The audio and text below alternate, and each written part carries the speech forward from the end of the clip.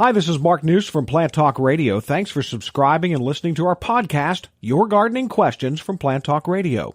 If you have a gardening question you'd like our host Fred Howard to answer, send him an email. The email address is fred@planttalkradio.com. Now for today's question. Linda wrote in this week, and she says, last summer, I bought a healthy-looking bleeding heart plant with several lovely flowers, planted it on the south side of the house. The original flowers matured and dropped off, and it stayed healthy and green, but never flowered again.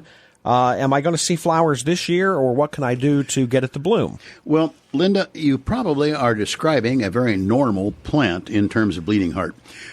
They are ephemeral, if you want to look at it that way, or simply an early spring plant.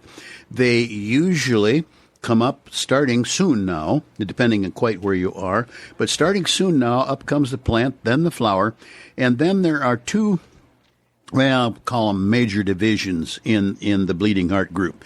Some are essentially going to come up and flower, do their thing, and then all of a sudden they just up and die, only on the top growth, only down to the crown in the ground. So you actually should put a stake in the ground where it was, so you don't dig into it come fall forgetting that it was there.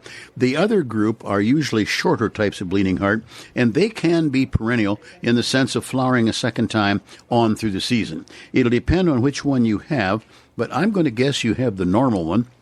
Well, how do you say normal? You have the one that simply comes up, flowers, does its thing, and then by 4th of July, they're usually dead to the ground. That's why you put the stake in, just as a memo as to where they are, because it is their natural course.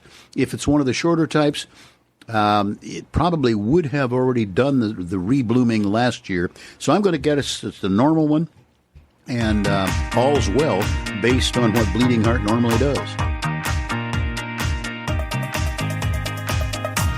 Hey, thanks again for listening to our podcast. Be sure to subscribe to our other podcasts as well, the Plant of the Week podcast and the Plant Talk Radio podcast, all on iTunes or your favorite podcast player.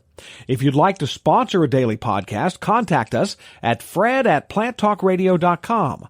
To find out more about Fred Howard and Plant Talk Radio, visit our website, planttalkradio.com.